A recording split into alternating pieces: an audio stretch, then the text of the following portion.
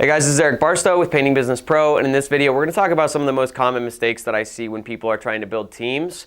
Obviously specifically we're talking about in the painting business, but this really applies to team building all across the board. So no matter what business you're in, this is going to cover some of the biggest mistakes I see when people are building teams, everything from hiring to training to ongoing management of your employees. So the first one I see starts at the beginning, which is hiring. All right, and the biggest mistake I see people make with hiring is just hiring the wrong people. And one of the biggest mistakes people make when hiring the wrong people is you hire for two of the wrong reasons. And the first reason you make a bad hiring decision is pity. Okay, so you hire somebody because they really want it, they're a really nice person, you really like them, and you want to give them an opportunity. And as noble as that is, and as nice as you are for doing that, do not do it for the sake of your own business. And it's not going to do you any services, and not going to do them any service either, because when you make a pity hire, they're not going to work out, and you're going to have to end up firing them, and they're going to be back to square one, and you're going to be back to square one. So you want to check yourself and ask yourself before you make a hire, am I hiring this person because I think they're going to be an outstanding performer, or am I hiring this person because I want to give them a chance? All right, and you can try giving people a chance. You can do it, but 99 times out of 100, it doesn't work out. All right, so that's one of the biggest mistakes I see people make is pity hires. The second biggest mistake I see people make with hiring is convenience hires. All right, so a convenience hire is someone who is convenient to hire. All right, so maybe you know somebody, it's a friend of yours, or it's a friend of a friend, or your employee said, hey, this guy wants a job, and all you really need to do is say yes, and you have someone who can work for you. Now, convenience hires, they're totally fine to make those hires if you believe this person is going to be a very high performer and you're excited to work with them. But you don't want to make convenience hires out of laziness or because you simply haven't been able to find the right person, so you settle to this convenient hire, because even if it might save you time in the hiring process, it's going to waste so much of your time later. All right, so notice when you're making a hiring decision, make sure you're not doing those two things, and make sure you're only hiring someone because you think they're going to be an outstanding addition to your team and you can't wait to work with them. Next big mistake I see people make is not having a good foundation when you hire somebody. So like we talked about in some of the other videos, the first step is you need to master the foundation. You've got to get really good systems for marketing, for sales, and for production.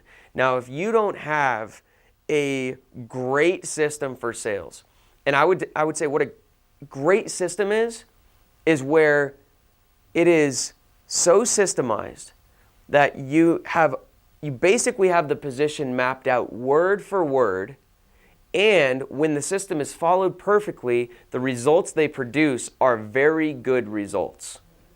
Because if you have anything less than that, then you aren't giving your employee an opportunity to produce really great results. The only way they would produce really great results is if they somehow make your system better. And the chances of you hiring an employee who come into a business that they have less experience than you and then making a system better than you made it is unlikely to happen. All right? The only way that usually happens is once you've trained someone up to the point, sometimes they can see opportunities to make it better, but you don't want to count on that. That's how you're going to have employees who they don't have a good system to follow, that doesn't get them great results, so they only get mediocre results. And when people only get mediocre results, they can only make mediocre pay. And you want to make sure your team can get great results and can get great pay, because that's what's going to motivate them, that's what's going to keep them around, and that's what's going to make it easier to recruit top talent in the future, is because you can pay good wages. So we have people on our team. We have a team member last year as a production manager who came in. He had no previous experience. He worked at a customer service desk, and in his first 8 months working for our company, he made over $90,000. That's because we have amazingly good systems, and someone with no prior experience can come in, and he had a great work ethic, a great attitude, great communication skills, and he was coachable. So he implemented our system, he worked really hard, and he made a ton of money. And that's because of the system. We gave him a great foundation. All right, so the biggest mistake you can make is bringing people in before you have a really good foundation. Don't do it. And if you need help building a great foundation, check out our course. Next big mistake I see people make is a poor training process. Okay? People have unrealistic expectations of employees. You think that you can tell somebody something once and they're going to do it that way. It doesn't work that way.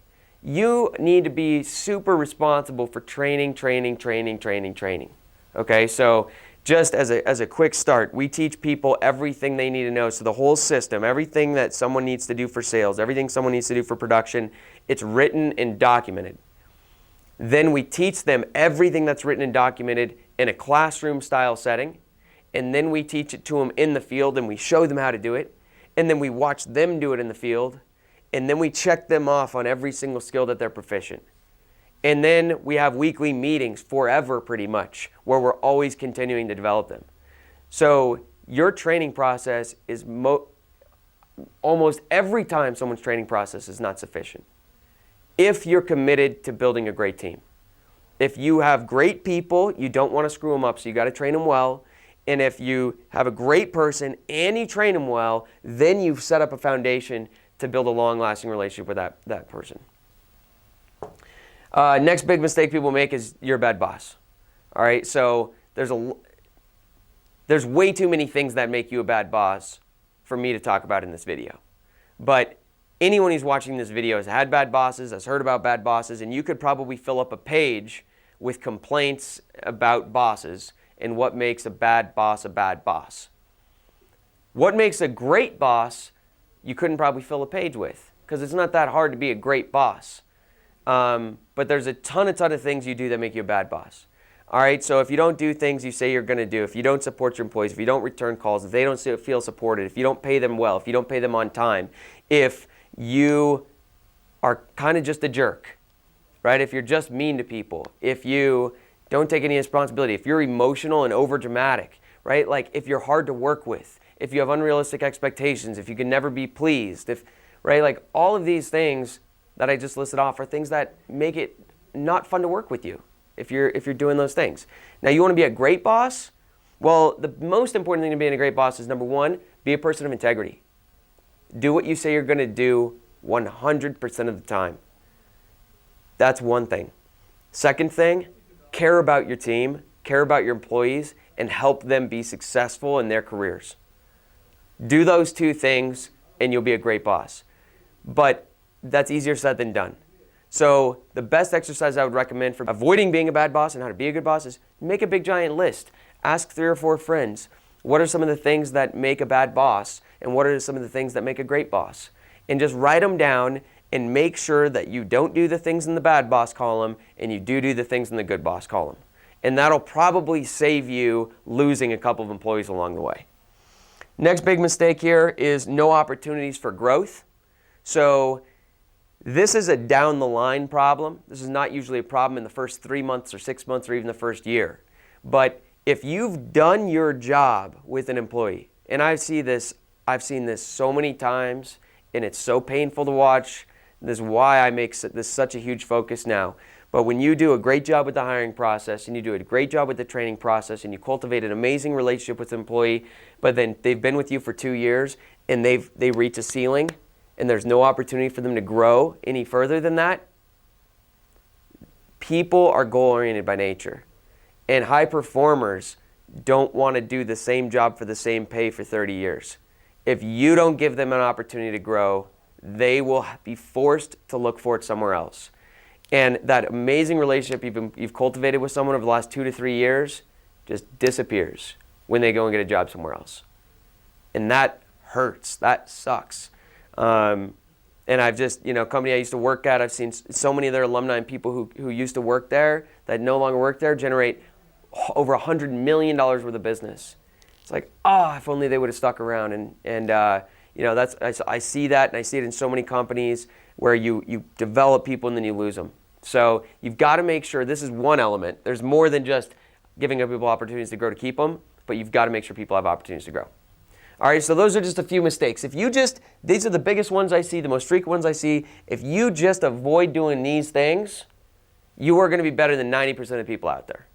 All right, so if you want way more in-depth stuff about team building, which it is well worth it, team building is a hugely valuable skill, check out the link in the description below where you can check out our whole team building program where we really walk people through step by step every little thing you got to do in the hiring process and the training and the ongoing management process to make sure you're a great boss. So just this great system we need to provide to people, we've created that system for how to build teams. So check it out below if you're interested. In the next couple videos, we'll continue to talk a bit more about team building, mistakes people make, and how to do it right. We'll see you in the next video.